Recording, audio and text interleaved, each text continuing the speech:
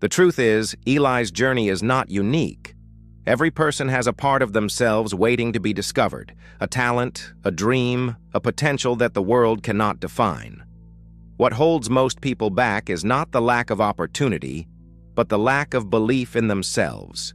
We underestimate our strength, our creativity, our resilience, our ability to rise from failures and forge paths where none seemed possible.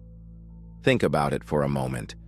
How many times have you held yourself back, convinced that you weren't enough, that others were better, smarter, faster, more deserving? Or how many ideas have you shelved? How many conversations avoided? How many chances ignored because you underestimated yourself?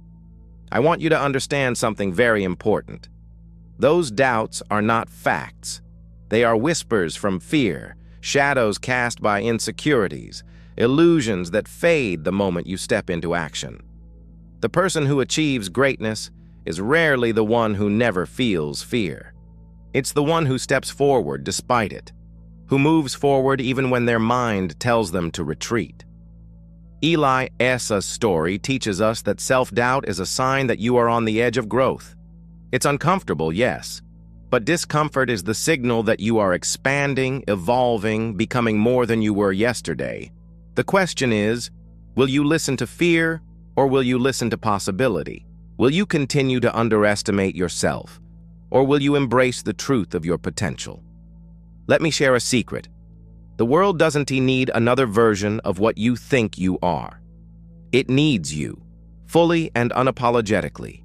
Your experiences, your voice, your perspective, they matter. Your actions, no matter how small, can ripple far beyond what you imagine. Every time you step beyond self-imposed limits, you light the way for others. Every time you choose to act despite fear, you prove that greatness is not about being born special. It's about refusing to be small. Eli's journey did not stop at publication. With every story he wrote, he found courage in the stories of others, and in turn inspired them to find courage in themselves. He realized that life is a mirror. The more you believe in yourself, the more the world begins to reflect that belief back to you.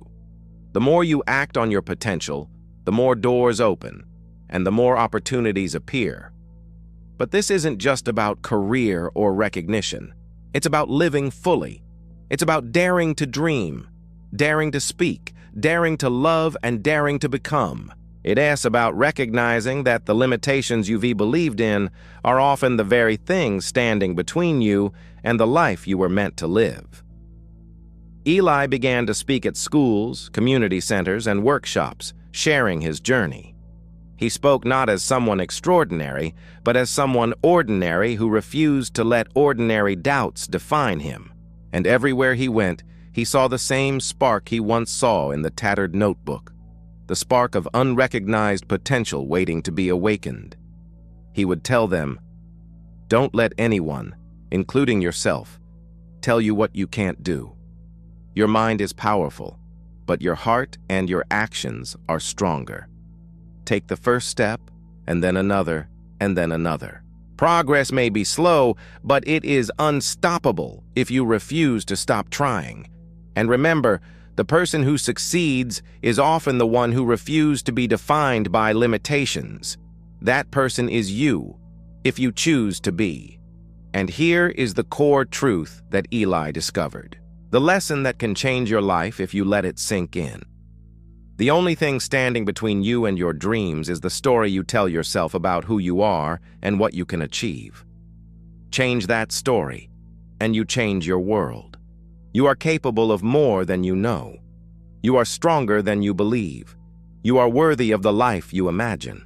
But most importantly, you are not defined by your doubts, your failures, or the opinions of others. You are defined by your courage to act, by your persistence in the face of fear, and by your refusal to underestimate yourself. So today, take a page from Eli's life. Take that step you've been avoiding. Pick up that pen. Start that project. Have that conversation. Make that change. Don't wait for permission. Don't wait for the perfect moment. The perfect moment is now. Because greatness doesn't wait for confidence. It waits for action. Remember, Life is a story, and you are both the author and the hero. Every choice you make, every action you take, every time you refuse to shrink in the face of doubt, you are writing a story worth telling. And one day, someone may find a tattered notebook filled with your courage, and they will read it, and it will change their life too. Eli never stopped writing, and neither should you. Because every time you underestimate yourself, you cheat the world of your potential. Every time you embrace yourself, flaws, fears, and all, you gift the world a piece of something extraordinary. You are extraordinary. Not someday, not if conditions are right, not if you feel ready. You are extraordinary right now. So rise, write, act, speak, create, love, dream. And in every step, remember, don't underestimate yourself. The world is waiting for what only you can offer. And your story, your life, is just beginning. And if there is one final thought I want you to carry with you, it is this. Fear will whisper, doubt will scream, and the world may seem heavy. But you are stronger than all of it combined. You are capable of more than you can imagine. You are enough. You always have been. And you always will be, the moment you choose to believe it. Now go, begin, rise, and don't ever underestimate yourself. It all began on a quiet morning in a small town nestled between the mountains and the sea, where the air felt alive with possibilities. But the people often felt trapped in the shadows of their own doubts. Among them was a young man named Eli. Eli was like most people. He dreamed, he hoped, but he doubted himself more than he believed. He worked at the local bakery, kneading dough and serving customers with a smile, yet he carried a heaviness in his chest, a constant whisper that told him he would never amount to more than what he was. Eli had a secret, though, one he didn't dare share with anyone, not even himself fully. He wanted to write. He wanted to craft stories that could stir hearts, inspire courage, and awaken dreams.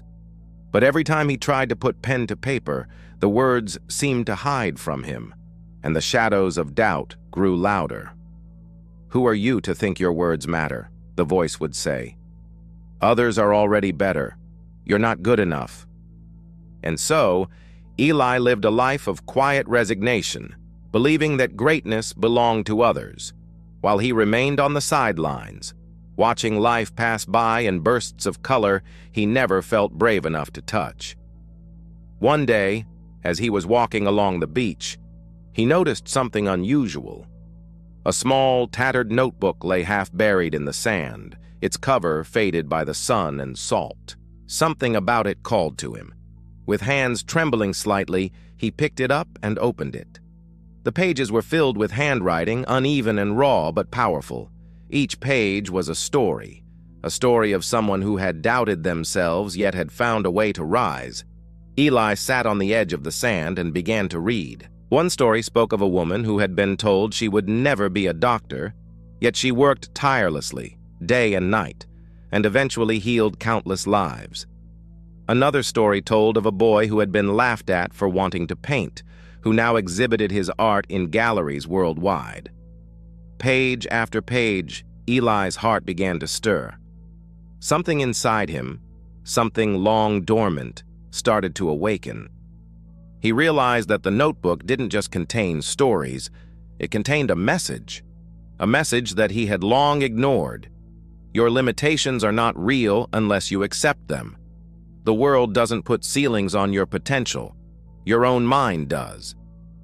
That night, Eli couldn't sleep. He thought about all the dreams he had abandoned, all the chances he hadn't taken, all the words left unspoken, unwritten. And then a question hit him like a bolt of lightning. What if I am underestimating myself? The next morning, Eli returned to the bakery, but something was different. The flour on his hands felt lighter, the air in his lungs fuller. He carried the notebook with him everywhere, reading and rereading its stories, letting them seep into his mind, letting them challenge every lie he had believed about himself. And then he made a choice, a simple yet profound choice. He would write, not when he felt ready, not when the stars aligned, but now. The first few days were hard. Words came slowly, painfully. Doubt tried to creep back in. What if you fail? What if no one cares? The old voice whispered. But each time it spoke, Eli remembered the notebook. He remembered the woman, the boy, the countless others who had defied expectations. And he wrote. Even when the words were imperfect, even when the sentences stumbled, he wrote because he refused to believe that his worth could be measured by perfection. As weeks turned into months, Eli's writing improved, not because he became suddenly gifted, but because he persisted. He embraced failure as a teacher, not an enemy. He learned that the first step to overcoming doubt is action. Action proves to your mind that you are capable of more than it believed. One afternoon, while sitting at his favorite cafe, Eli met an old man named Arthur. Arthur had the kind of face that carried 1,000 stories, lined with laughter and hardship alike. He noticed Eli's notebook and asked if he could read a story.